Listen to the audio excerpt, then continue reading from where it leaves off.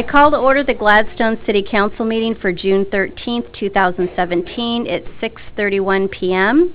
Hello, and thank you everyone for coming. This is a lot of people for a resolution-heavy budget night.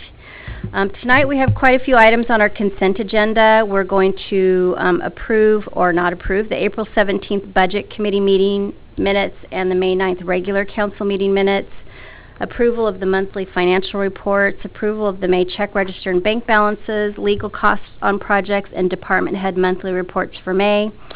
On our regular agenda, it's Resolution Palooza, 1103, which is approval of the contingency transfers for the 2017 budget, Resolution 1105, establishing a stormwater system development charge, 1106, establishing a stormwater fee, 1107, adopting a revised master fee schedule, 1109, creation of a new fund, number 801 for the municipal courts, 1110, creation of a new enterprise fund, number 750 for stormwater. We're then going to recess to the Urban Renewal Agency public hearing to discuss approving of the December 13th, 2016, January 24th, 2017 minutes, and the April 17th, 2017 Budget Committee minutes, and approval of Resolution UR 61, adopting the 2017-2019 biennial budget and declaration of tax increment. Lastly, we will reconvene to the regular agenda for Resolution 1111, election to receive state revenue sharing funds, 1112, certifying provision of 4 or more services for state shared revenues, and 1113, adoption of the 2017-2019 biennial budget. There we go. Tammy, could you please call the roll? Councilor Neese? Present. Councilor Reisner? Here. Councilor McMahon? Here. Councilor Mercero? Here. Mayor Stemple? Here. Could everyone please stand for the Pledge of Allegiance? Pledge allegiance to the flag of the United States of America and to the republic for which it stands, one nation, under God, indivisible, with liberty and justice for all. Okay. Are there any agenda additions or corrections?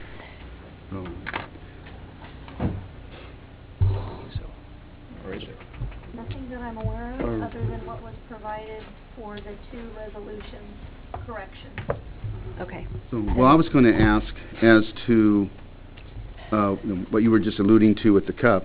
Do we do that now or later? We'll do that when it's, I think, at item number 17, so basically at the end. Right.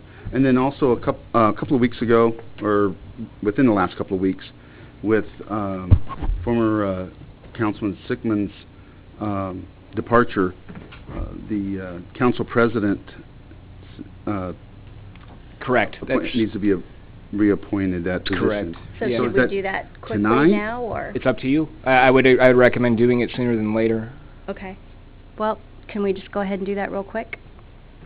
I recommend that we wait until we get our new councilors before we appoint the council president. Okay, that could be, that's like 2 months, month and a half. Yeah, I mean, there's no requirement legally that you have a council president. I mean, your code speaks to it. It's really more of an administrative convenience to have somebody that, if the mayor's not here, can step in and run the meeting. So it's really, I'm not about to say that if you don't have one for a month or two that you're in real trouble. It's a practical issue. I think it's a safety factor. I think that we probably should do that, at least for now. What do you think? Mm-hmm. I'd rather wait as well. So, I think, well, for me anyway, waiting's not going to change my mind as to who I would support in that position. And if the mayor is needing to be gone between now and when we make the other appointments, we'll have someone that is designated to run the meeting. I think that's not a bad idea. Would anybody like to appoint somebody? Well, I'd like to nominate Linda Neese. Thank you. Would you guys like to nominate anybody? No. Tom? Unless you want to be it. I mean, I still prefer to wait, but if we're trying to make a team, Yeah. And 2 people of a 7 people team is a big portion. Well, we can relook at it. I just think that for now, somebody should be in that position just in case. Yeah, that's always an option. Yeah, You when we could bring the kind other of call 2 it people on. an interim appointment if you want to do it tonight, and then take it up again when you have a full council. I'd go for an interim appointment. Okay. Is that okay? Anybody else want to nominate somebody? Should we just go with Linda, since it's the only nomination? Make a vote. Okay. Do we Make- need do we need to make a vote? motion? Yes. Yeah. So I move that we appoint Linda Neese as our interim council president. Somebody I'll want- second that. Any more discussion? All those in favor? Aye. Opposed? All right, Linda, council president. All right, business from the audience. In the past, I've allowed people to talk on this separate individual agenda items, but I think because they're all related to the budget, it's probably easier if we just do it all now, if that's all right with all of you, unless there's someone that specifically But wants to speak later. What? but we do have to have a hearing, don't we, for the budget? You would certainly have a hearing for the budget, yep. Right, which would give them that would be their Oh, that proper gives them time, the proper time to talk about Okay. that. Well, so, business from the audience. Mindy Garlington. Uh-oh. Got a whole bunch of papers. Oh, that's just your guys' stuff. Mindy Garlington, 7,000 Debbie Court, Gladstone.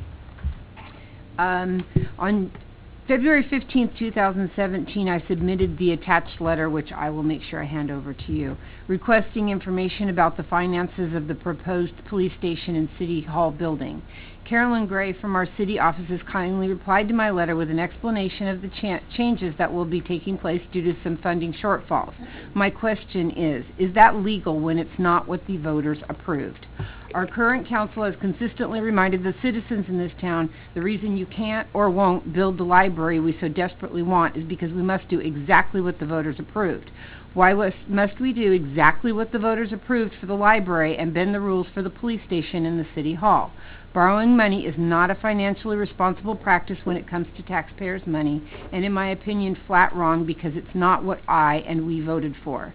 I've attached my letter and supporting documents from February 14, 2017, plus my reply from Carolyn. My question still to our legal advisor, our mayor, and our city council is this. Can the city of Gladstone, Oregon, legally move forward with this project when the financial specifics are no longer valid due to the lack of $3 million from the sale of certain properties? I want you to know that I support the new building. I am flat aware that we need it. No one should have to work in those conditions. I'm still concerned about where we're getting this money from. It's a lot of money, and my taxes are high. I know y'all's taxes are high too. I get it. But we just have to be really careful. So, is it legal? Can we move forward when the money that was on the ballot is not the money that we're using? That's all. Thank you very much.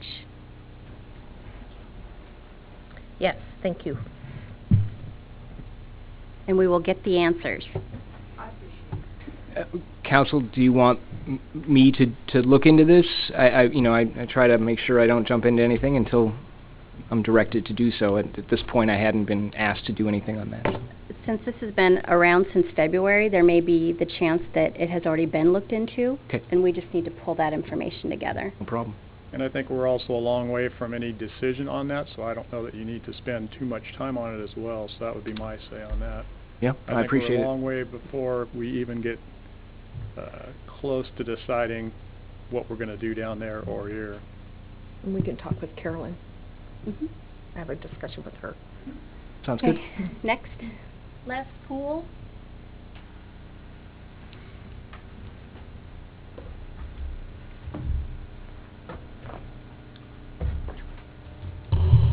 Good evening, Mayor and councilors. Like Mindy, I'm a stickler for detail when you get involved in legal matters or property matters, and on a number of occasions I've brought up some ambiguities about the property that's commonly known as the Nature Park. And I want to thank the folks last night on the Parks Board that discussed it. there were some recommendations for addressing that you'll receive. And in my conversations, I mentioned that the property was condemned for two purposes, and that I've never seen, to this day, I don't think anyone's ever seen a bill of sale, terms and conditions on the property. So in my discussions, my concern is how much of it really is a park? Is all of it going to be a park? Would it be better, and would it meet the legal criteria for 6 or 7 acres to be a park and 3 or 4 to be another use for the city municipally? And in my conversations, I mentioned the word commercial. I apologize for that. I'm not promoting and did not mean to confuse anyone about a potential use. I'm not suggesting that we sell any of the property or that we have business there. Nor am I suggesting that the library somehow suddenly fit in part of that property. So I want to make it clear that there are some issues there that need to be addressed, and certainly I support creation of the park. And I want to thank the folks on the Parks Board for the discussion last night, and also the Friends of the Park, and working with the city so we can take care of the dog issue, and also have just a few improvements up there, to keep it clean, because obviously it's getting more use, and that means we're just going to need to work a little harder to take care of it. Thanks for your time. Thank you. Anybody else? Bill Osborne.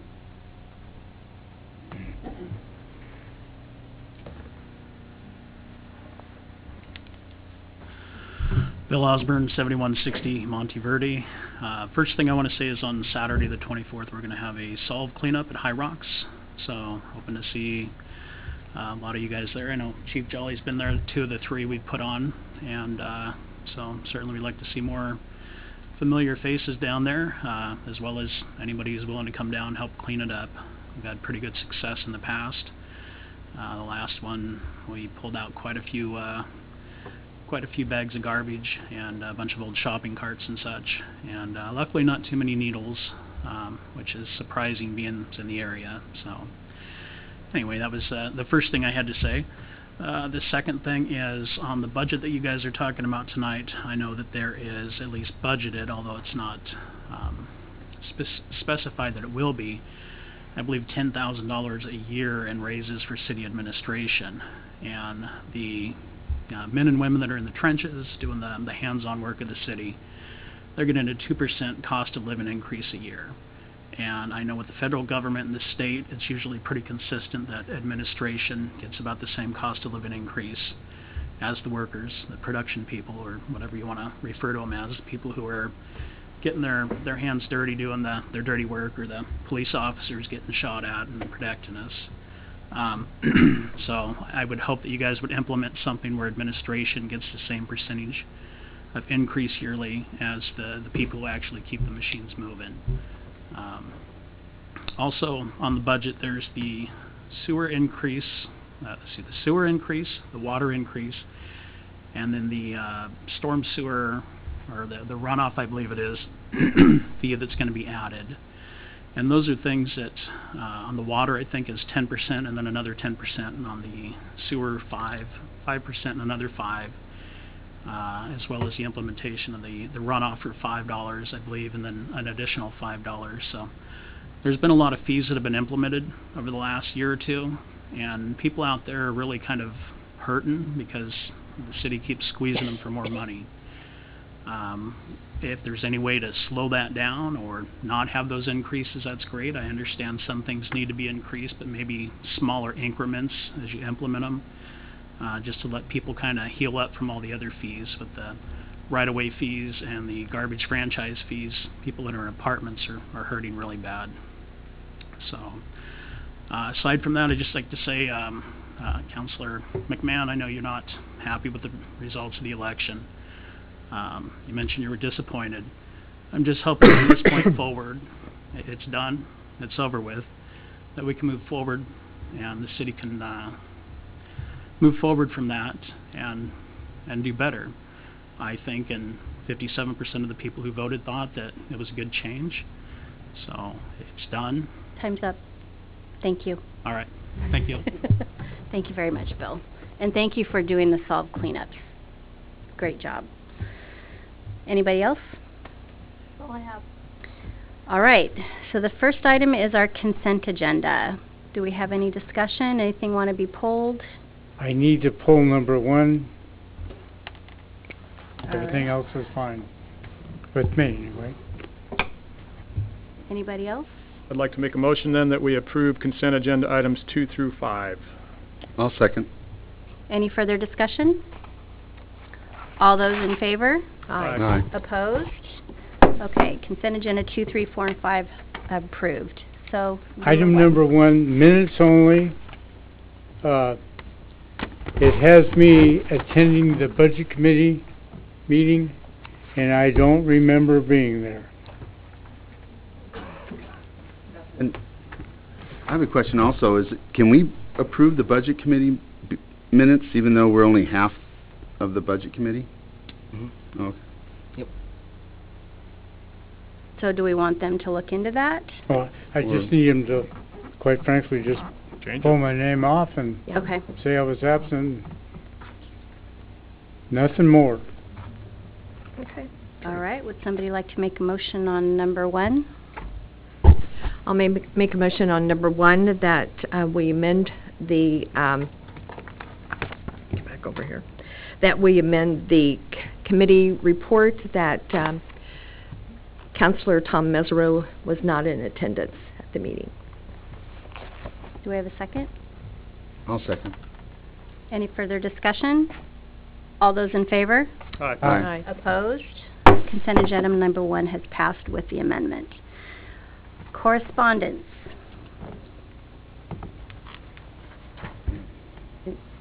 Okay, we received 1 letter from Nancy Eichstad, which we all have in our packet. Do we have any discussion on that? Any questions? All right, thank you.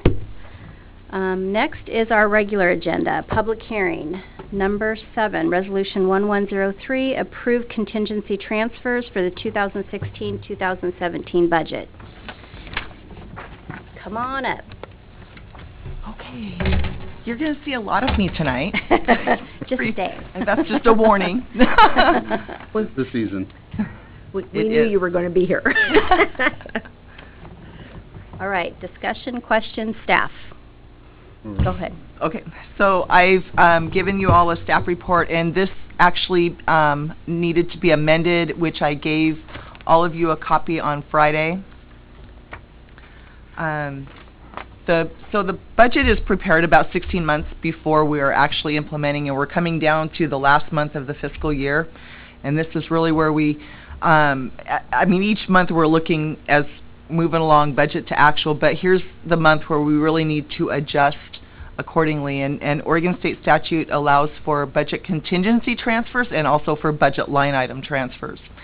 So what I've given you is, in the resolution, is a line-by-line resolution for both contingency and line item transfers, with a suggested motion. questions? So, Yeah, I have a question course. on a couple things here. okay. Senior Center personnel, $70,000, Mm-hmm. and also the library personnel, $70,000. Why are we doing that? So I'm subtracting those budgets and adding to the budgets where I need to have. So there's excess when the budgets were being put together. Any excess in a budget just rolls to ending fund balance, which in the next year rolls to beginning fund balance. So it's this, I don't want to say extra because it's not extra. It's just an excess residual amount that's over. So, so you're saying they did not use this money? That's right. Is that correct? I'm Okay, pulling from this pie and going to add it to this pie. okay. Simply a transfer, period. Yes, Something that happens every year. that's right. Well, it does, but It I does, went back, but I went back and looked. Like last year was 165,000. that's right. This year is significantly higher. Right. Yes, I'm fully aware. Yeah. And Okay, any other questions? Okay, would somebody like to make a motion? I would just query whether anybody wants to comment on this, since it technically is a public Oh, hearing. okay. Is there anybody in the audience that would like to comment on this? No. Mindy? Somebody just explain to us what this $541,000 we're spending is? Do you have the breakdown? Well, Well- but that doesn't really tell us anything. So, It's a lot of money. It is. it is. It's not above what we budgeted, though. I guess the issue is that 16 months ago, some things changed from when we first budgeted 16 months ago to now. A good example is the senior center. When they budgeted 16 months ago for personnel costs, we had a senior center director who was at top pay 30-year employee. We now have a senior center director who's in his second year, I believe. So I don't think he's top pay 30-year employee pay. So that's where some of that excess, if you want to call it, it comes from. And then on the other side, there are expenses that we don't anticipate, or something that pops up, or we get a Metro grant that they're paying 75%, we have to pay 25%. So that's where we may not have anticipated that 18 months ago, and now we're kind of just taking a little bit of money out of the food budget and paying the electric budget, kind of a thing. And I think on that grant stuff also, we may not have been reimbursed yet. That's true. But we will be reimbursed. It just, we still That's have to true. do this transfer. That's true, but let me explain. So when we receive money in, that goes to the revenue side. So it's not as if there's like a line item where we say we're spending, oh, money came in, like our checkbook. It's not like that. It's on the other side, on the revenue side. So it really is expense to expense, revenue to revenue. Okay. Okay? No, I was just going to say, it wasn't that I was against it, I was just No, I trying know. to understand where, because I'm very much in favor of the senior center and Of the course. library, and I And- don't want to see us Keeping take their money money. away from them. And trust me, when I put this together, I talked to both of the department heads and asked them if there were expenditures that they were anticipating before I did anything. So Okay. they're fully aware before this came out. Okay, Okay. all right. I know we're going to be talking more about the biennial budget later, but I have a question in regards to this, related to that, in that will you be coming back in a year to be making adjustments for into the 2017-18? So it's possible, and Fiscal so what we had budgeted in the biennial for contingency, we basically doubled and budgeted $800,000. It's possible if I see like a trend coming, a trend in like what we're seeing in this year's, that if I see a trend, I may do some calculations and come back. It's not anticipated that I would come back until the end of the second year. Okay. So legally, we don't need to make those adjustments That's right. until 2019 then? That's true. Okay. Okay. But again, the reporting that you're going to get is going to show you the budget to actual. Right. So you're going to be seeing that every month, and Kind of like we saw the administration. that's right. the And last every several month you guys being said, "When are you 90 coming? When are you Right. coming to see me? When when are you going to do a transfer?" And I kept and I had anticipated doing that in May, and we just ran out of room on the agenda, as I recall, and so we postponed it to June. So Thank you. okay. Okay, would someone like to make a motion? I'd like to make a motion that we approve Resolution 1103, a resolution making transfers in the City of Gladstone budget for fiscal year 2016-2017. I'll second it. Any further discussion? All those in favor? Aye. Opposed? Passed. Can I just really quickly thank Councilor McMahon for that great explanation? I really do appreciate it. Thank you. You're welcome. All right, next is item 8, Resolution 1105, establishing a stormwater system development charge.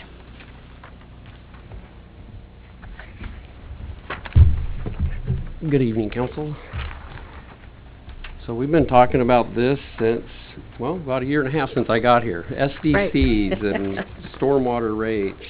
So SDCs, those are system development charges that are charged to new development only. So if a property wants to subdivide, turn into a subdivision, a commercial development or something like that, they would pay into this. So basically they're buying into the system with any excess capacity we have, and they're also paying into an account that'll help build for future capacity shortfalls in the system. So there's the Oregon state laws that govern how this is done and setting methodology. We'll start now with a master plan that was accomplished back in 2014. And then earlier this year, we took that master plan. We hired a consultant, FCS, to do a report that will calculate what those fees should be. And that was attached in your packet. The charges are calculated out to be $2,881 per ERU, and that's an equivalent residential unit, basically a single-family home. And also with that, a single-family home averages approximately 3,000 square feet of impervious area in the city of Gladstone. And so we use that number as the average to basically calculate one ERU. And so where that comes into play is when you do commercial properties. So commercial property, you take the impervious area and you divide it by 3,000, and that's how you get your ERU to figure out what to charge for system development charges. This is relevant to our council goals. Maintain the health of long-term vibrancy and stability in Gladstone, and also to ensure financial stewardship and long-term municipal financial stability. And unless you have any questions, that's kind of it in a nutshell, and staff recommends you adopt the SDCs as presented. Any questions? I'm curious as to, we got an email and then also this. What's different from this than what was in the packet? 'Cause so what we I've did, been trying to, I didn't get a chance to really read through this, but I did this. And I apologize for that. We've just put in some clarifying language. We added Exhibit A and B. Oh, okay. You had those in your packet, but we needed to have them listed in the resolution so that it's just very, very clear. So I apologize for getting it out without that to begin with, but that's the only change, really. So. More questions from council? I believe we have some comments from the audience. Jim, could you just clarify for people, would a major development constitute a new development, right? Absolutely. Yeah, any new development, anybody buying into the system.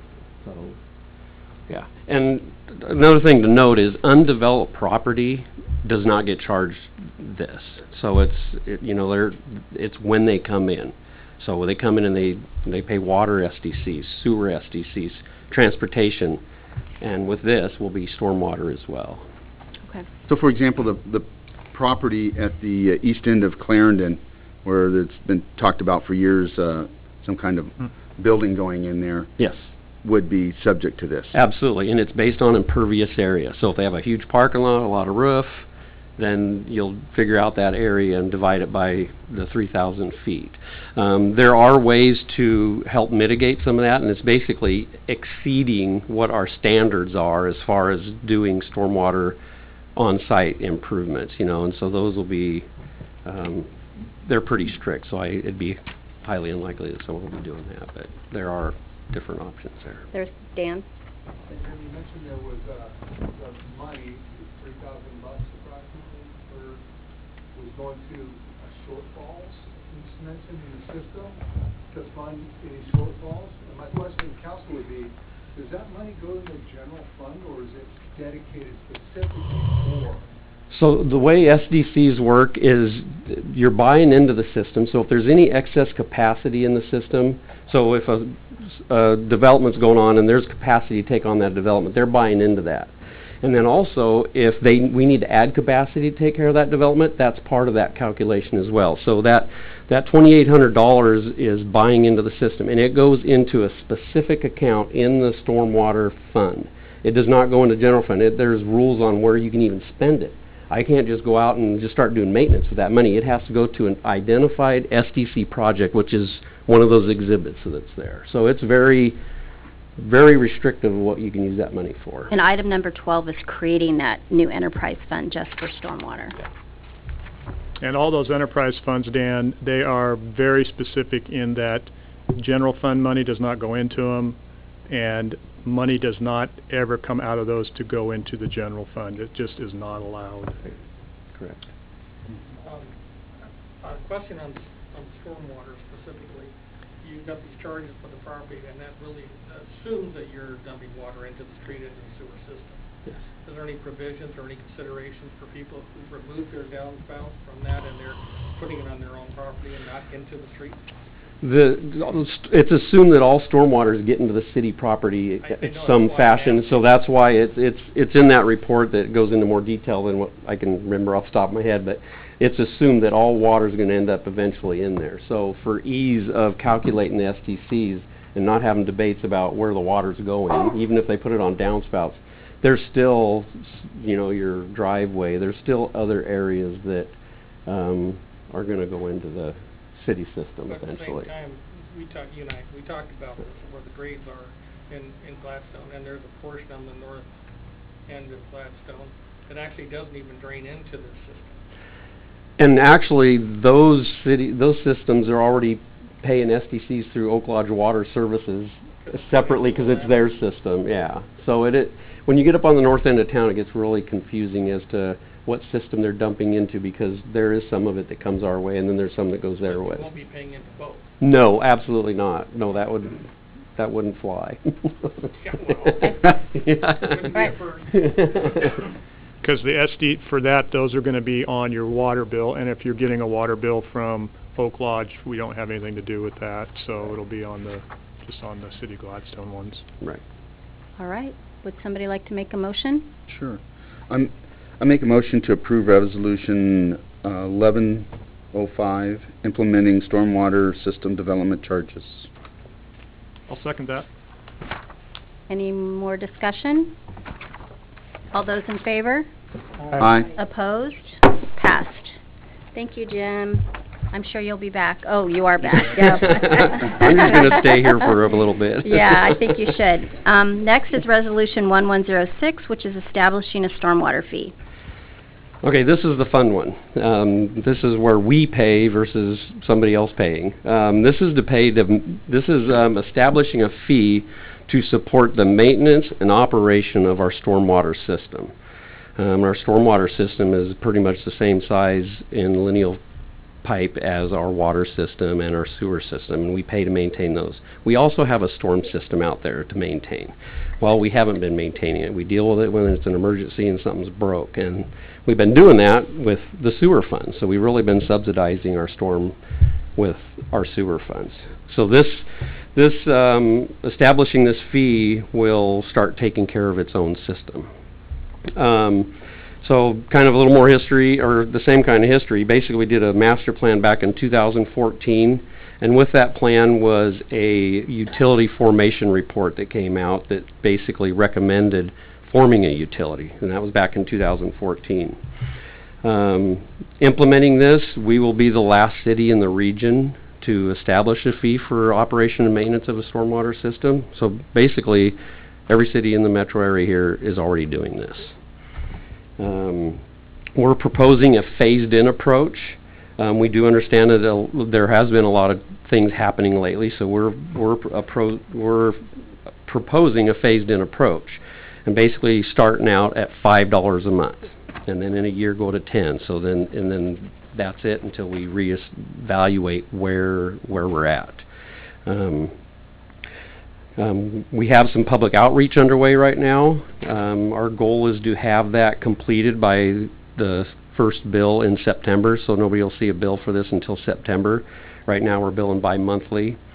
So we plan on, we're going to do news articles. We're going to have an open house. We're going to put information on our website, flyers, inserts with the bills and such, to educate the public on why we need this.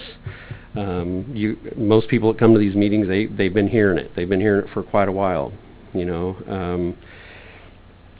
questions are, what will this money go for? Well, it's going to pay for cleaning of debris and repairing our pipelines and our catch basins.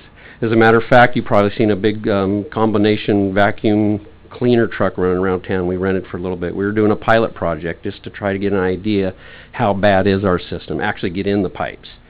And believe it or not, there's a lot of our pipes that are 3/4 full of debris. They've never been cleaned. So we may not have as many issues out there as we think once we can get in there and actually start maintaining our system.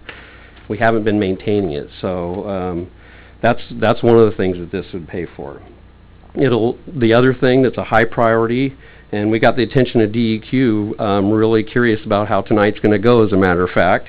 We need to get our stormwater system disconnected off our sewer system. We have several catch basins around town. There's no storm infrastructure, so they just dump right into sewer.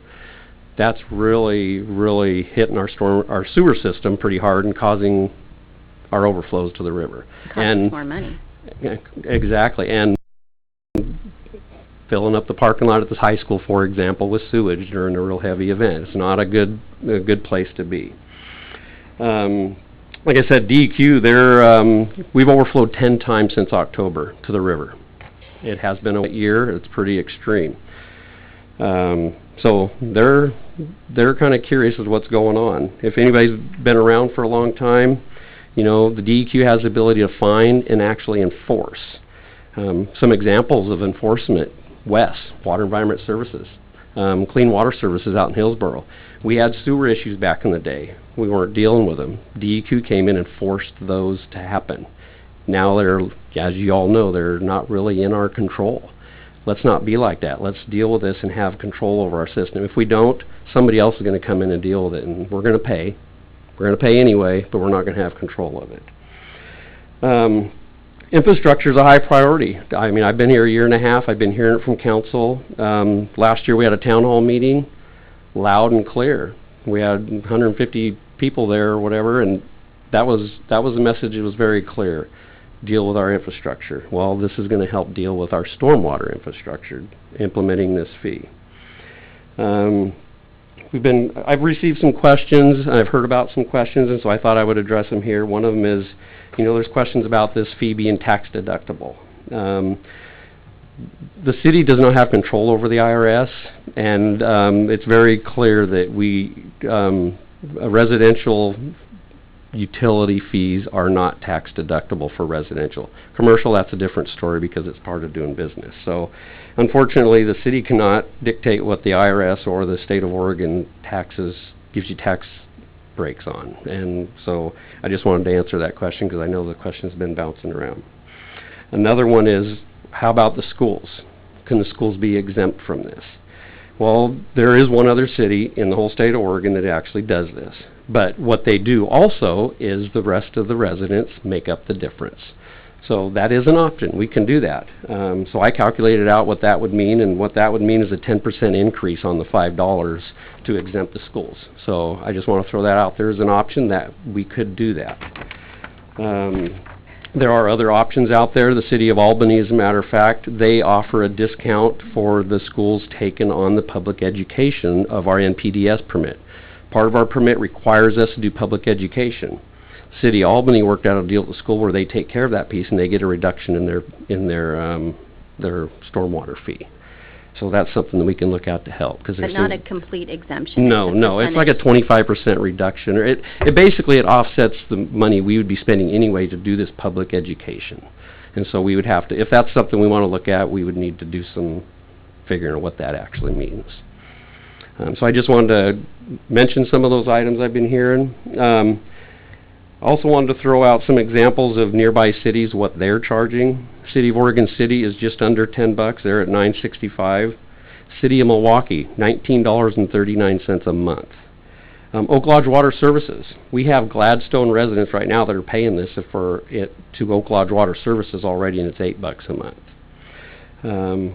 What you'll notice when you're comparing with other cities, why some are high and why some are low, typically the ones that started doing this fee back in the 90s when this became an issue, their fees are low because they started doing something early on.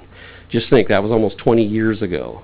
If we had been collecting $5 a month we'd probably be fine at $5 a month. But we spent 20 years doing nothing, so we're having to play a little catch up. And it shows in what our rate study. The rate recommendation was back in 2014 was between $13 and $19 a month, depending on if you financed or paid as you go. Excuse me, I'm getting a little cotton mouth.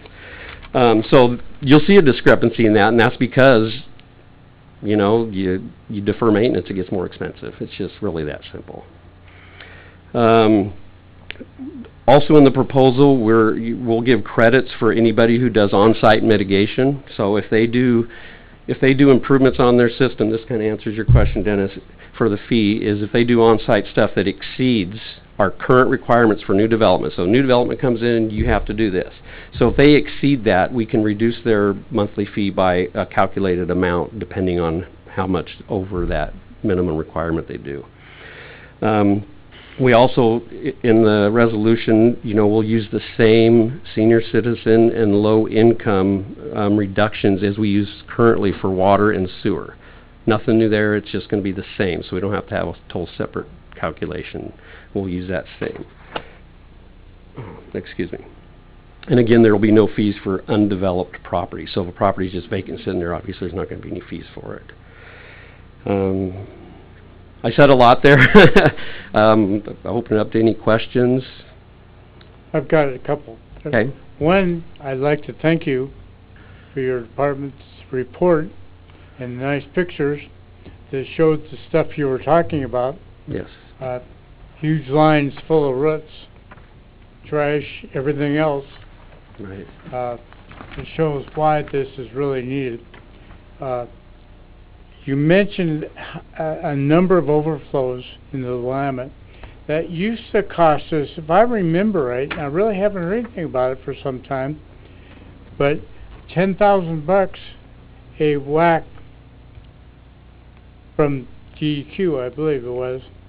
And there was like 50 or something you mentioned. Did we get nailed for any of those? We've had 10 overflows since October, just this last winter, and no, they have not. But they sent a call. I mean, we actually had a meeting with them, and we assured them that under the current direction of the council, we are going to be addressing this, and they're wanting to see us to start doing something. Otherwise, yes, we will start getting fined, and we'll get some mandates on us, and we're not going to like it. We're going to pay one way or another to fix our system and stop overflow into the river. They're very concerned about that. So yes. Doing what you're doing is a good thing. Absolutely. It will, in fact, work that way. Yes. The other thing I was going to mention, for years, stormwater has just kind of been combined with sewer, I believe. Okay? And it's just kind of been stuck in there because we're supposed to be talking about those things. But we really haven't done much actively, I believe. And correct me if I'm wrong. Just clearly reactive because we don't have a budget for it. So when something blows up, obviously we go out and fix it. So one of the concerns will be, and people, in fact, Bill Osborne mentioned he was concerned about all the different fees. Mm-hmm. There will now most likely be another fee separate from the storm or the sewer fee. That will now probably have one for the stormwater and one for water. Hopefully they'll kind of mix and match and we won't be paying much more. But the challenge is, quite frankly, and I'm not sure we totally understand, although we've done a lot of work, there's estimated $100 to $130 million that's got to be spent to fix our water lines and stormwater and all sewer, the infrastructure, right? Whatever. And that's something that we've talked about fees and boy, we're going to do this and that. Mm-hmm. But that's really going to be an effect on citizens and bothers the hell out of me. Right. Because we're paying, like Bill said, we're paying a lot now. But I'm afraid we'll be paying more. Right. And there's probably some confusions with what we're paying. The taxes here in Gladstone, they're up there.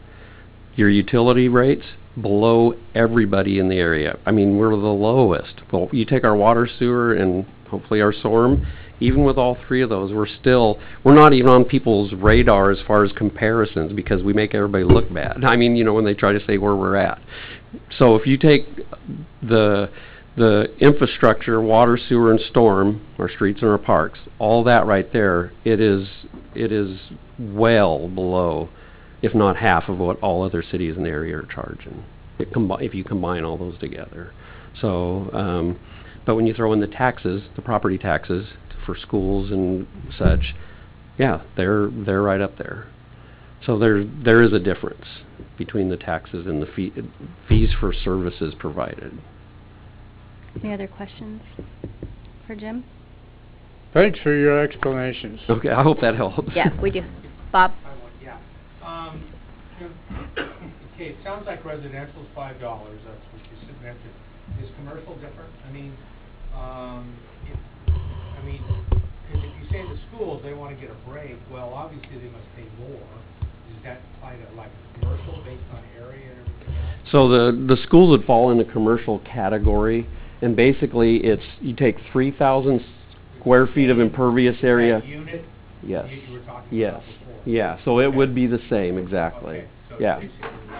So yeah. commercial's going to probably end up paying more based on the amount of their impervious. Right. So for example, the schools, you take all three schools that are in Gladstone. Yeah, it's equivalent to 269 homes. Yeah. Right. Oh, your building. Oh. Your building might be smaller than 3,000. I don't know, but I don't know. Okay. So I have a question. So in the city of Gladstone, if you have a credit on your water bill, you don't get a water bill. You don't even know what your credit is. You got to call them up and ask them. Oh, okay. And because I pay my bill ahead of time, my concern is that you're going to mail that out in September, and I'm going to get left out, me and anybody else who has a 5-cent credit, because we have a credit, we're not going to get a bill, which means we're not going to get paperwork. So can we, in September, make sure that everybody gets that information, not just the people who owe money? Yes, absolutely. But that'll be something we'll work out with our billing and get that addressed for sure. Yeah, we don't want come out and shut your water off because you didn't pay storm, right? No, I'm just kidding. No.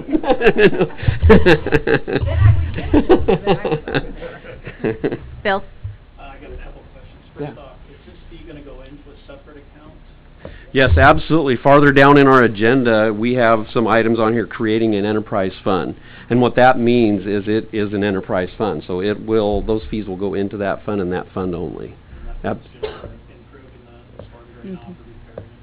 Exactly. So if you look at our budget that we're going to adopt at the end of the meeting, because it's really, like Mayor said, we got a lot of resolutions, you'll see exactly what that money is going to be spent for, what kind of maintenance, the staff it's going to pay for, everything, how it's divided up. So, and that's how that fund is created. The only difference is the SDC piece has its own line, like we talked earlier. Yeah. Also, you said that the utility rates here were a lot less than this. Which ones were you referring to? All of them.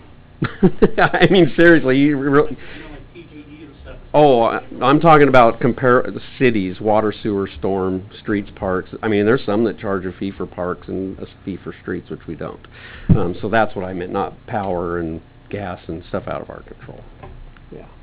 So with the developers coming in and claiming that the metro density requirements are requiring them to have larger parking lots, it might be worthwhile to head off any questions about, say, permeable pavement surfaces, about whether or not those will count, because my understanding is with the clay subsurface, it may not work so well. Right. Our stormwater on-site requirements, it's a very thick process to go through, and that was established back in 2008 as part of the DEQ, NPDES permit and all that. And we are finding a lot of development is not able to do on-site infiltration, so they have to do other means. And so impervious is not one of those options yet. I mean, that can change in the future. My experience with impervious surfaces is they are good for a while. So I guess the request would be, if a developer is claiming it's impervious to the material they chose, it'll be useful for planning to know whether or not it's correct. Right, and and like I said, it's not an option right now in that report. So they have to meet our requirements as they're adopted. Yeah. So. Okay, any other questions from council? Would someone like to make a motion? Mayor, I would just for the record, call for any other additional comments. Since you're proposing a fee increase, we just got to make sure that we've provided the opportunity for a hearing. I think you certainly have. Any additional comments? No. Would council like to make a motion? I make a motion to approve Resolution 1106, establishing a stormwater fee for the maintenance and operation of Gladstone's stormwater system. I'll second that. Motion made by Councilor Tom Mercero, seconded by Councilor Pat McMahon. I'm sorry, I've been forgetting that part of this. Any further discussion? All those in favor? Aye. Aye. Opposed? Resolution 1106 passed. Next is Resolution 1107, adopting a revised master fee schedule. And who's talking about that one? I didn't put that resolution together, so I don't have any information on it. Sorry, that was, I think, one Jackie put together. All right. So we are looking at establishing or revising the master fee schedule. So basically what that is I don't have any paperwork in front of me on that, but basically it's to affirm just what you just approved. It's putting it in our fee schedule so that anybody can go online and see what the rates are. So I'm assuming you have a copy of that in there, what that would look like. Yep, That's, we do. in a nutshell, that's what it is. All right. Any questions from council? It's simply showing the fee on the fee schedule. Yes, just what we just discussed. And it's on page 10.8. It shows the $5 stormwater for this year. Yep. Exactly as he said. In Exhibit A, master fee schedule. Yes. All right. Any comments from the audience? Fees changed, I think. Okay. Mayor, I'd like to make a motion then to approve resolution number 1107, a resolution adopting a revised master fee schedule to include the stormwater fee and repealing resolution number 1095. I'll second that. Motion was made by Councilor Pat McMahon, seconded by Councilor Linda Neese. Any further discussion? All those in favor? Aye. Aye. Opposed? Resolution 1107 passed. Next, item 11 is Resolution 1109, creation of new fund number 801 for the municipal court. It's musical chairs. I'm back.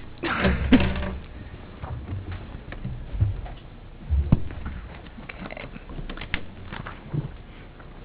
So before you have Resolution 1109, a resolution to create a new fund, and it is in the biennial budget called Municipal Court Fund. This fund came about, because it was discovered that in the way that our accounting was going with our old system, that we had a checking account that was not part of our general ledger. And so it just made everything very complicated. So this account will have revenue that comes in from collection agencies from the state of Oregon, and will pay out bills for bond refunds, City of Gladstone, State of Oregon, Clackamas County. And so I just need to create a fund to memorialize those expenditures and those revenues. I think we should. Any questions?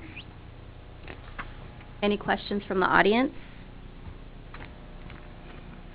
No? Would someone like to make a motion? Sure. I moved to adopt Resolution 1109, creating Fund 801, Municipal Court Fund.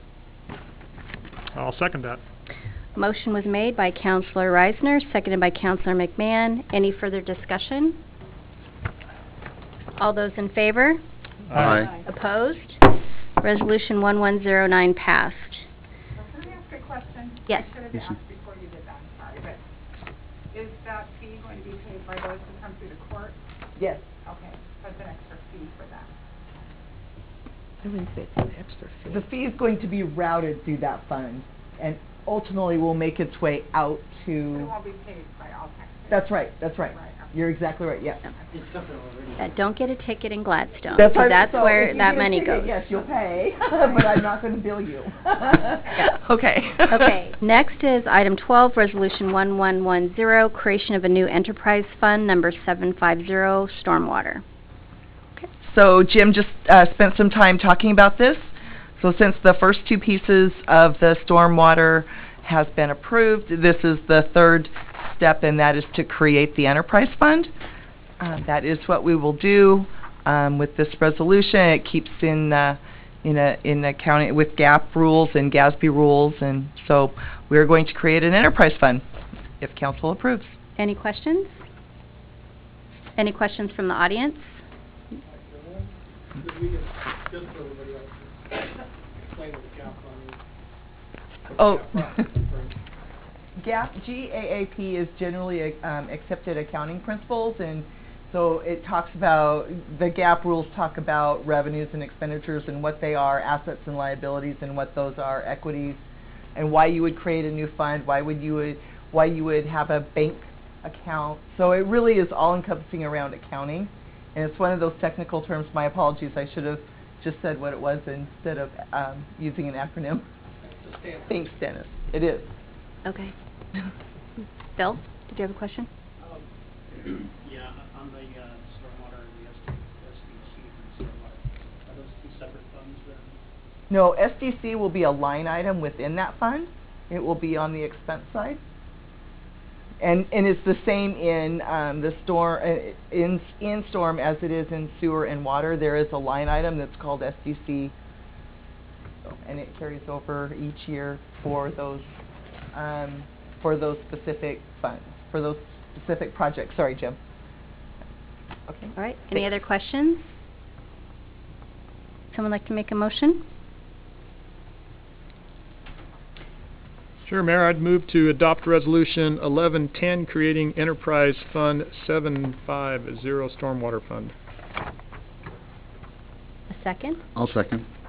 Motion was made by Councilor McMahon, seconded by Councilor Reisner. Any further discussion? All those in favor? Aye. Aye. Opposed? Resolution 1110 passed. So we need to recess to the Urban Renewal Agency. So do we need to make a motion to recess? No, you don't need to necessarily have a motion. I would just suggest, though, that you recognize for the record that it's the same roll call that it would have been for the city council meeting. Okay, so we're going to recess to the Urban Renewal Agency meeting, and the and the roll call stands from the regular meeting. First item under Urban Renewal is number 13, approval of the December 13th, 2016, January 24th, 2017 minutes, and the April 17th, 2017 Budget Committee meeting minutes. Any discussion? I move that we approve those minutes as you listed them for the urban renewal. I'll second it. Motion was made by Councilor Reisner, seconded by Councilor Neese. Any further discussion? All those in favor? Hang in there for a second. It's got my name on the urban renewal also. So, then I move to amend my motion in removing Tom's name from the Budget Committee. yeah. To remove Councilor Mercero's name from being present at the Budget Committee meeting. Would you like to re-second that? Yes, I'll re-second. Okay, revised motion made by Councilor Reisner, seconded by Councilor Neese. Any further discussion? All those in favor? Aye. Aye. Opposed? Minutes have passed.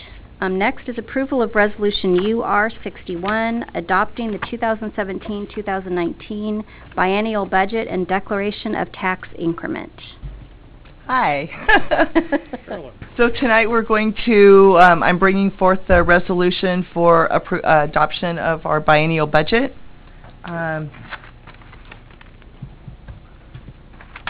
Adopting the resolution keeps us in compliance, and we must adopt a budget in order to expend or receive any funds after June 30th.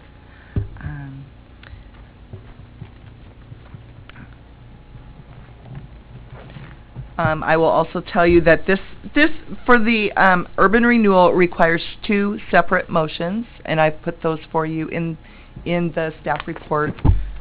There's an adoption and then declaring the tax increment. 2 separate motions, can't be done together.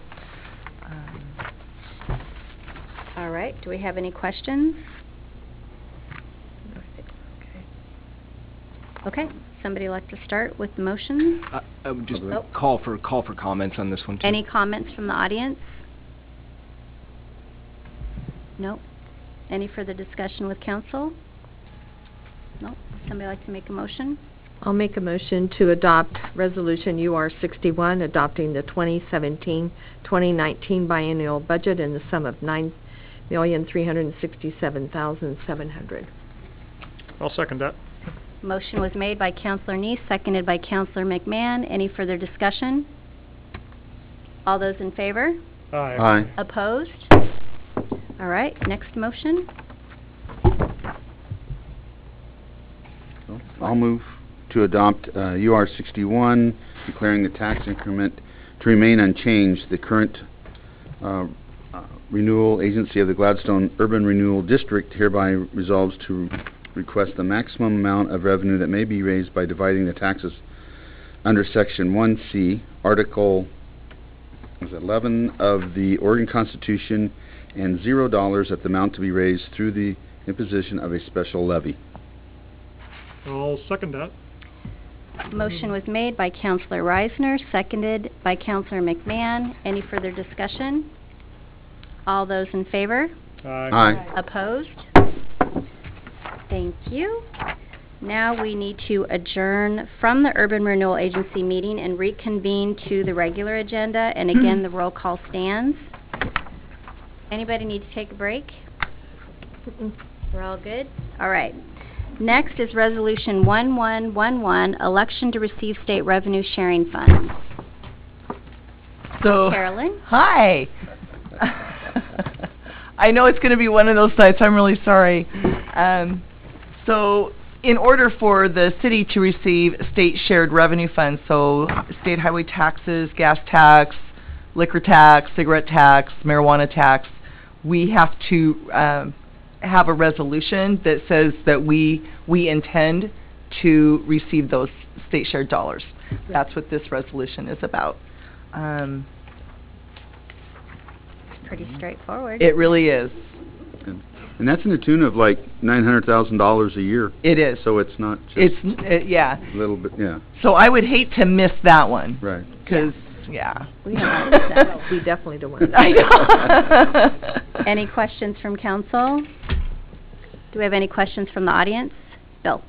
We not been getting that? No, we have to do this every year at budget time, and so you'll see as we move through this process, this is the election to receive state shared revenue, and we'll be moving on that says we actually provide services that enable us to.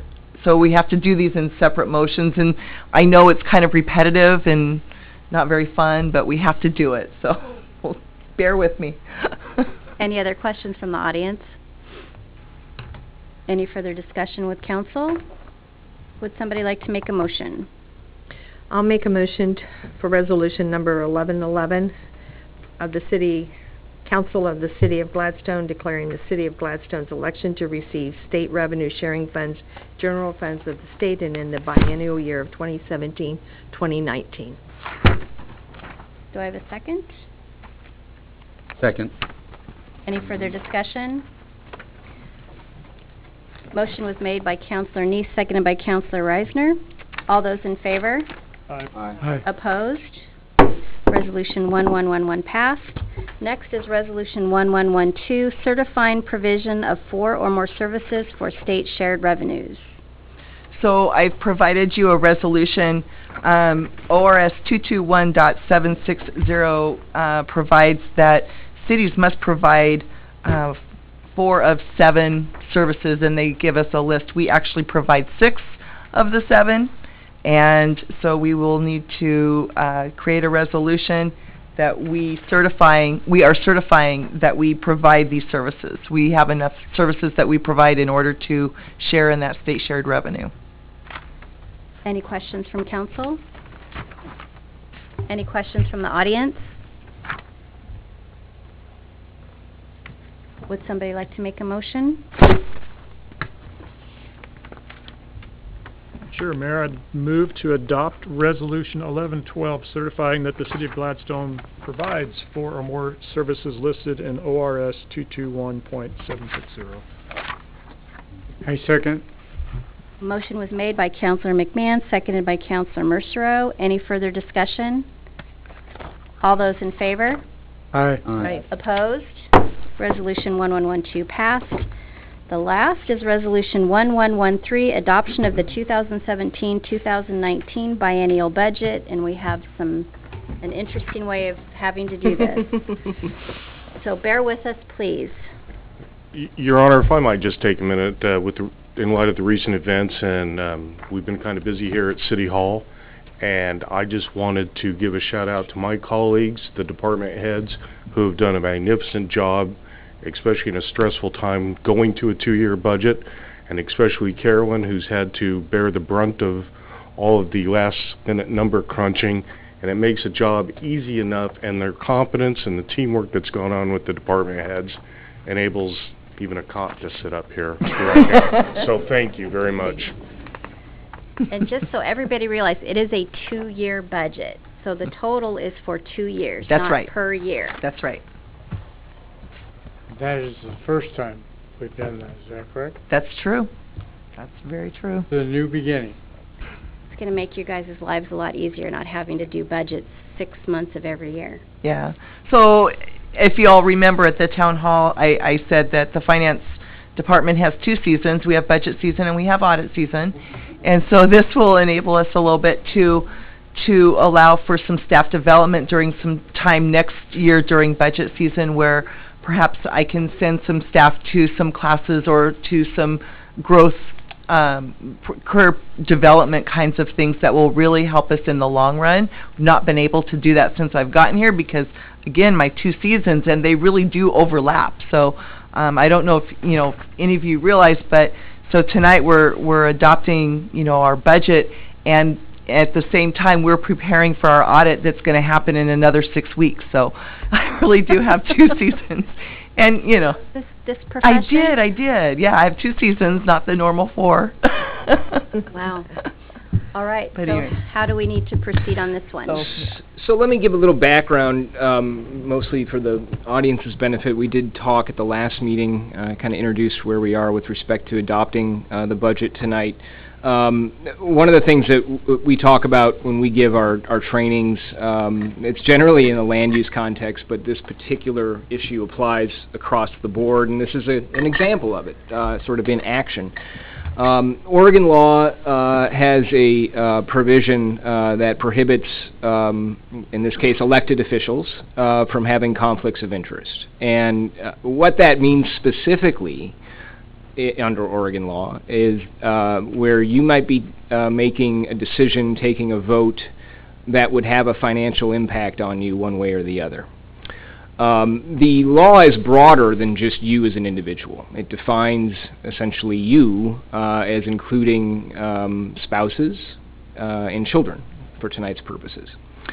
So it occurred to me before, given Mayor Semple and the fact that her husband Kirk is a volunteer firefighter, that once we got to this point that we would have to address that issue. Because basically, if you think about it this way, to approve the fire department portion of the budget is almost, the way the law looks at it, paying yourself.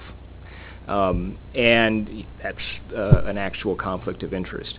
I didn't realize that 2 other counselors also had family members that would fall into that definition on that work for the fire department, our firefighters. And as I said at the last meeting, that's great. That's shows that 3 people have not just themselves, but actually the spouses and family members that are also involved in benefiting the city's welfare. But it does present an issue when it comes to adopting the budget, with the added twist of having 2 fewer counselors as a result of the recall. We started looking at this and saying, well, geez, if the three of you declare those conflicts, it's going to be left with two counselors, and how do we move forward here? Oregon law does sort of anticipate this, and basically it's a rule of necessity, and what it says is that if you're faced with something like this, where you'd have less than a quorum to make a decision that you legally have to make, the affected people, in this case Councilor Neese, Councilor Reisner, and Mayor Stemple, can do something like draw lots, flip coins, etc., in a neutral way to determine who will come back for the portion of the budget, the fire department, to assist in making a decision on what to do with that portion of the budget. I want to say clearly that the other thing the law says is that it allows for that process to happen, but it prohibits you, whoever it might be, we're going to find out here in a little bit, from discussing or debating the merits of that portion of the budget. So what I am suggesting that the city do is, number one, and I guess another way to think about this, another example about the prohibition as far as the conflict goes, is we've had cases, a couple of our clients will actually have payments that they make to counselors. They're modest, but they're monthly payments of $100 or $200 for being a counselor, given all the time that's involved. And when those discussions come up every so often about, hey, should we be raising this, given the fact that all 7 people would have essentially a conflict there, is what we advise is that the council do that, but only make it effective for the next council, so after like the next general election, basically. It's the same sort of issue here. And so what I would propose that we do tonight is, number one, unless there are further questions from the council, have the three of you declare that conflict, and then physically step down from the dais, sit in the seats there. We will remove and only consider for the first piece the fire department portion of the budget. Okay. I will ask the three of you to draw from this cup, which has numbers 1 through 3 on 3 separate pieces of paper, and I would just suggest that whoever draws 1 rejoin the remaining 2 counselors to vote on the fire department piece of the budget. Actually, Malachi had mentioned to me before, I thought it was a very good point, in terms of the discussion about that portion of the budget. My recommendation would be to have just Councilors McMahon and Mercero discuss, complete that discussion to the extent there is any. There often isn't. And then whomever draws number 1 can rejoin the 2 of them, vote on that portion of the budget, and then the remaining 2 counselors can come back and you can vote on the remainder. Okay, so we just need to declare a perceived conflict of interest. Well, Or is it an actual? It is an actual. It is an actual. Yes. Okay. All right. You want to? Oh, I'm sorry. One more thing.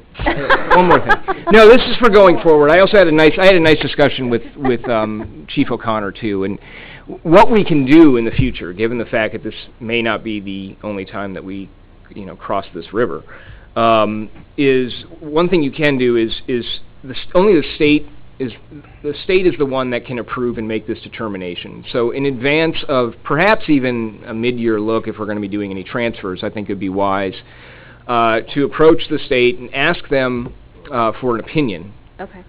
With regard to, there's a thing called a class exemption, basically. And what that really means is that if your decision affects a large enough group of people, i.e. a group of employees, exactly, then you don't have a conflict of interest. Okay. Since we haven't done that in this case, and I think it would qualify. I think that the class is probably large enough in terms of, especially if there's going to be increases in some of the on-call firefighters over the next 12 months. Then certainly as that grows, I think the state would recognize, that's a class exemption, and we wouldn't have to go through this again. Okay. And being that this is a 2-year budget, it won't come up again for another 2 years. Presumably, although if we had anything that would require some sort of mid-budget cycle adjustment, we could Safe. theoretically, so I think we just get it in place before we, Sure. Okay, do it. But then we- in any event, if the three of you would kindly just declare the conflict and then have a seat, please. All right, Mayor Stemple, I declare a conflict on the fire department budget, so I'm going to recuse myself and sit in the audience. Councilor Linda Neese, I declare a conflict on the fire budget, and I will declare myself to the audience. Councilor Reisner also declaring a conflict and will be joining the ladies in the front row. Councilor McMahon, I declare a conflict. Tom O'Connor is my long-lost brother. You should have You really declared that scared me way right before there. tonight, Yeah,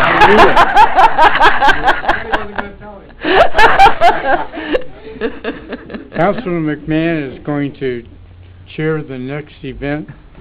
That sounds fair to me. I was going to say who wants to do it, but if you guys have already made that decision yourselves, that's fantastic. We arm wrestled. Tom won, and he said I had to do it. Fair. So for the first part of this agenda item, we'll have Carolyn Gray start up for Resolution 1113, adopting the 2017-2019 city budget. So before you have the staff report and the resolution 1113 to adopt the 2017-19 city budget, set the tax rate, categorize the taxes. In this one, because of the fire department conflict, rather than doing 3 motions, we're going to do 4 motions tonight.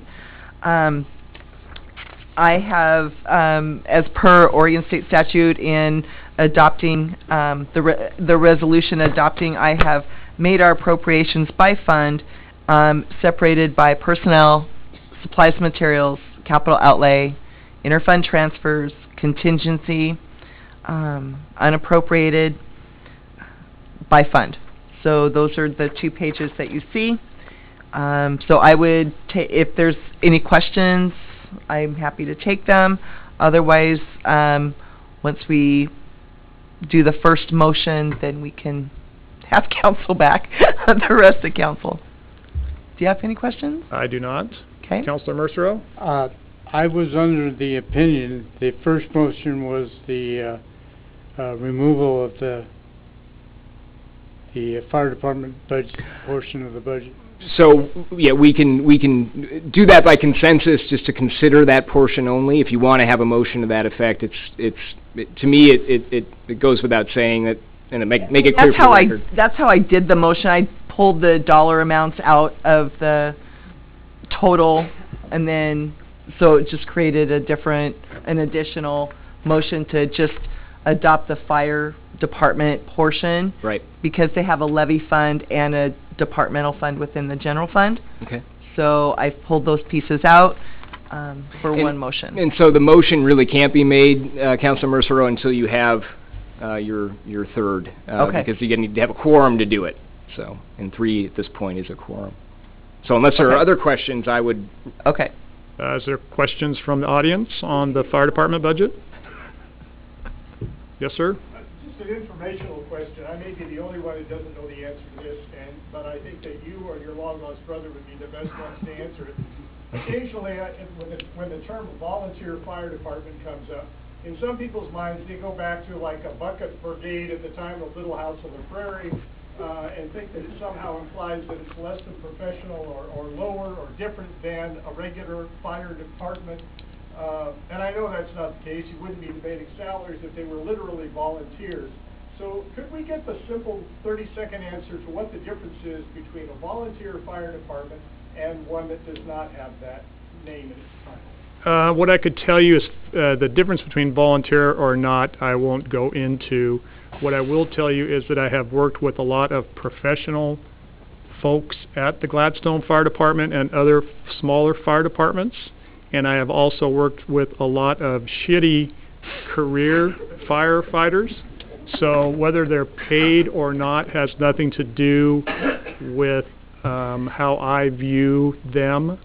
So I think that should be the same way that we view them, that just because it may say volunteer, and that was from a long, long time ago. Volunteer to me means you don't get paid for anything. So when I go and do Meals on Wheels every week, I am a volunteer. I'm not getting paid anything. Stipend, I get 12 cents a mile from the federal government, and that's it. So that's the big difference, I think. It's not, some people will say we're professional firefighters that are career, and that's just not true. You have professional firefighters throughout the whole field. So in the case of this city, then, it's just sort of a traditional name associated with the fire department. It doesn't distinguish them from one of them. Well, they're not full-time. Okay. They are not full-time. They don't have, for the most part, the ones that come down on the calls, they're getting paid per call. They don't get benefits like a full-time, like I do. As a career firefighter, not very professional, but it is career for me. I have all the benefits that a full-time employee has, to where the folks that come down and answer the calls here do not. Well, I suspected that was the case, that the quality was the same, but I just wanted to hear it from thank you. Unless my brother has anything else to add? Thank you. Thank you, Counselor. Are there any other questions from the audience? None being seen. Do you want to do the honors? We will pick a number. Pick a good one. And could those three counselors made comments from the audience? So once they're up here, we're just voting, is that correct? That is true, although... They'll need to make the motion. We'll make a motion. Correct, so, yeah. Okay. Oh, then it must be Neil. Hey, Neil. You're a winner? There can only be one. Well, you get a toaster with it, you know. You get a free toaster. I don't know about winning, but I got number one. Free bowl of soup.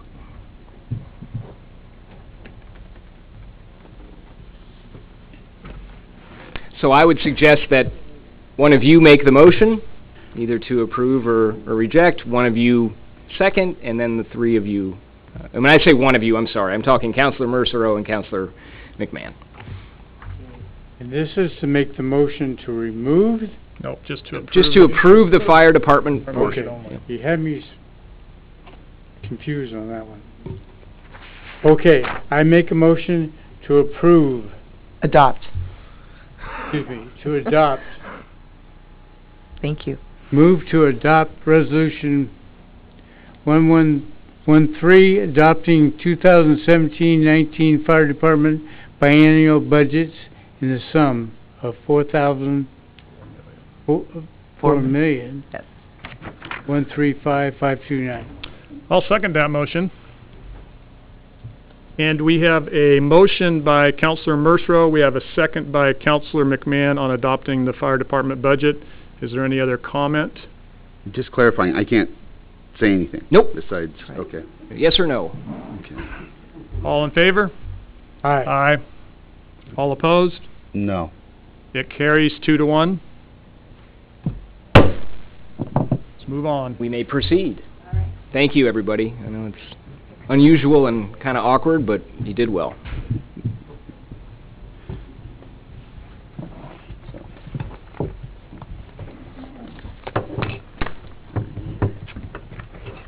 All right, thank you for your patience on that one. So we're going to continue with Resolution 1113, adoption of the 2017-2019 biennial budget for the rest of the categories. So again, the second motion would be to adopt the budget excluding the amounts from the fire department, and I have that listed in your staff report. Any discussion or questions? I would like to, well, I don't know if I want to ask questions now or comments or wait till the public, but I'll throw it out there.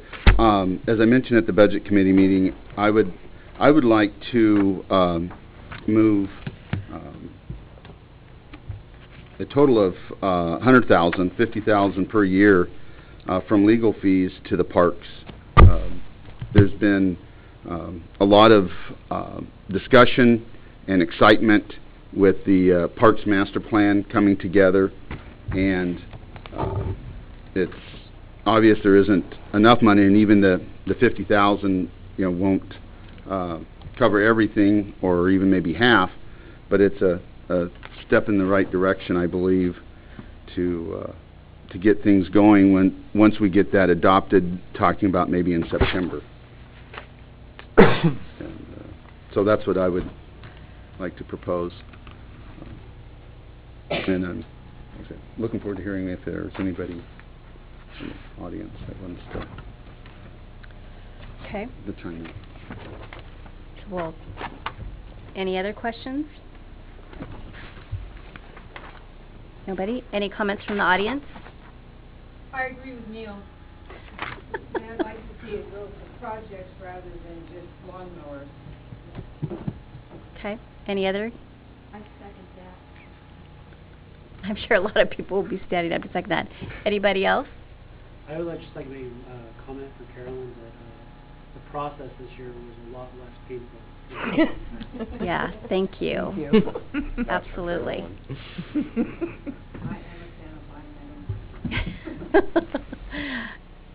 All right, any other discussion with council?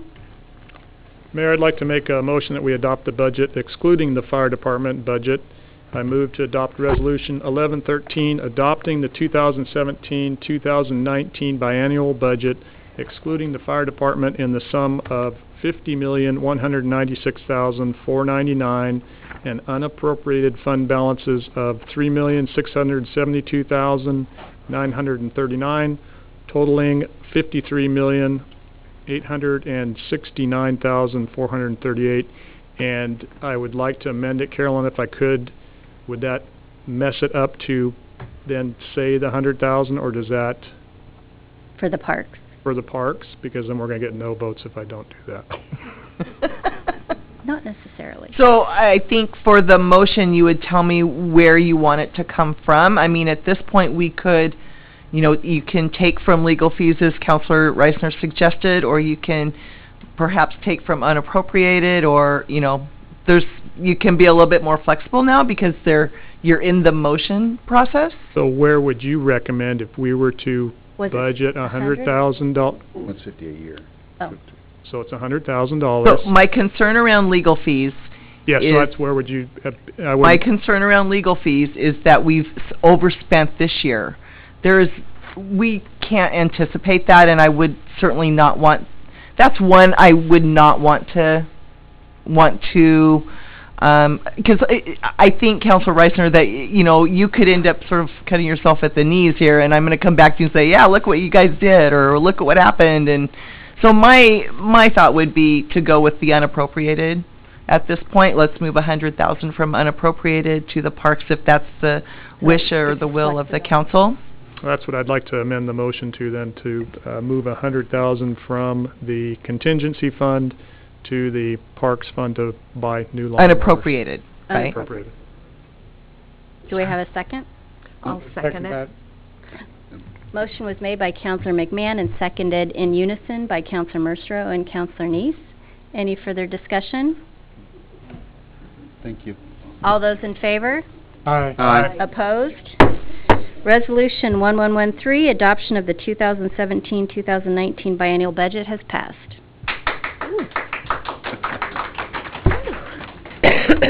All right, do we have any business carried forward?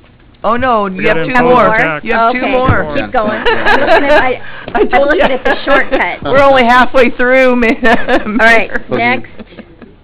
So, I'm looking at the wrong page. We are to impose the tax for the 2017-19. 17 Yes, to- please. yeah. Right.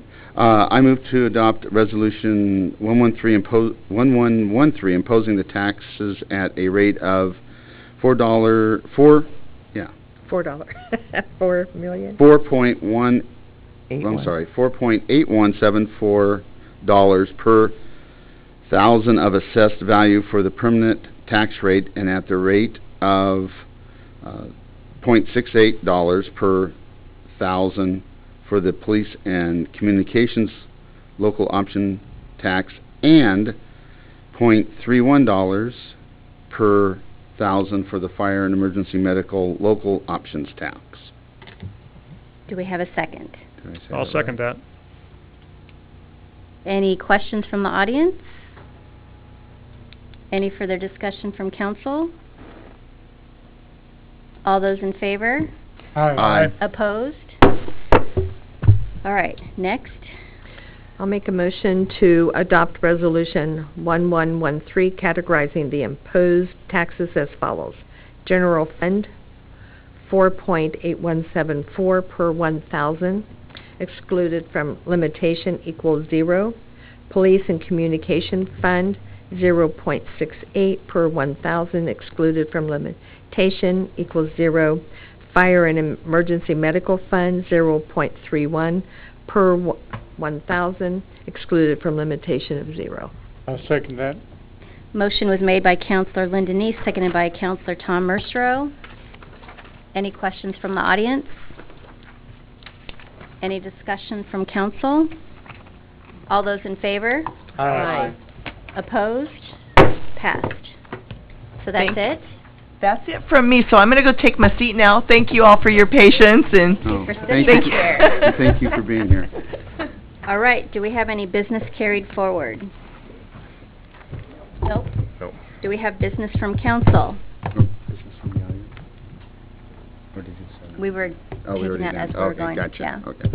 Any business from council? I have a couple items. Go for it.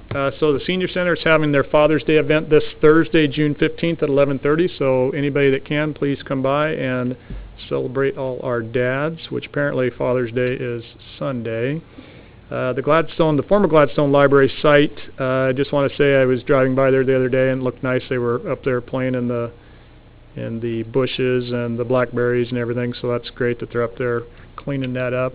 And then the Meldrum Bar or the Rynearson Pond project is still moving forward. They're actually catching turtles this year in anticipation of getting all the approvals and drawing that down and starting the work in there. So keep our fingers crossed that they get all the approvals. Wonderful. Counselor Merstro, do you have anything? The only thing I have at the moment, went to a coffee with the counselors on Monday, and we had some interesting discussion Yes. between how to kill slugs and moles. But one good thing came out of it, I think, overall, besides knowing how to do that, is one of the comments, in fact, we talked about for quite a while, was just acknowledging people from the audience when they came up. In the past, there was a concern that people weren't acknowledged for what they said, and even though we're limited to what we can really talk about, okay, giving you a head nod and thanks a lot, and we'll get back with you on that or whatever, seems appropriate. So I believe the council in general really felt that way, but there was some concerns about what we do say on subjects. So anyway, thanks for the comments. And we listened. Counselor Reisner? So, just a couple things, both regarding parks. As was alluded to, the Boy Scouts and some volunteers were up recently cleaning up the nature park. Also, at that location, the Friends of the Gladstone Nature Park at the Arbor Day celebration collected donations, and they're using those to purchase a dog waste station, and hopefully along with some garbage cans that working with the Public Works to help with owners that clean up after their dogs. They'll have a place to deposit what's left behind and a bag to take when they walk through, so they could pick up what is left behind. And so I want to thank them for doing that. And if you don't see you, have a great 4th of July, Independence Day. Counselor Neese? First of all, yes, we listened, and thank you for sharing when we don't say thank you, and I think we did really well tonight in saying it. I want to encourage all of you. We have the Community Festival coming up in August, and we are taking applications for grand marshal for the parade, so please think about the people you'd like to nominate and get those in as soon as possible. And you can see, you can give them to myself or Natalie or Dr. Bob. And so. We've extended those nominations until the end of the month. Okay. Yes. So we originally said the 15th. So far we've received 5. So please think about someone you'd like to nominate and get those turned in, because we'd like to have some good ones that we can select from.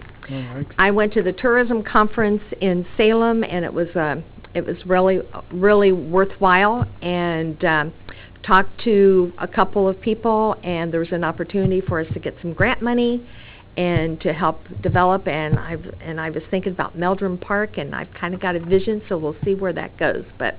And I've got a grant class I'm going to here in a couple weeks, so I'll let you know what's going to happen there. That's it. Wonderful. I only had two things. First is everyone knows about the Willamette Falls Legacy project that's coming up, where they're redeveloping the Blue Heron site. Well, they're also looking at redeveloping the West Lynn side, so stay tuned for that. And they're also looking at restoring the historic Willamette Falls locks and opening that up for pleasure craft, canoes, kayaks, and small boats. So you'll see that in the news a lot. We're trying to get it put on the docket for the U.S. Army Corps of Engineers to have that as an important project as part of the Willamette Falls Legacy scenario. Also, 4th of July is the third year or fourth year for the police department barbecue at Max Patterson Park. So everybody that can come by, it's at noon, and we all supply the hot dogs, drinks, chips, watermelon, and then the Celebrate Gladstone group is going to be supplying all of the desserts and also games for kids, and maybe some adult games too. We don't know yet. But we'd love to see you there. First year we did it, we had about 50 people, and I think last year we had about 300. So it's a great time, good time to meet your neighbors. So that's all I have, and thank you very, very much for coming tonight. So we need a motion. I'll make a motion that we adjourn the meeting. I'll second. Motion made by Councilor Neese, seconded by Councilor Reisner. Any further discussion? All those in favor? Aye. Opposed? Meeting adjourned at 8:08 p.m.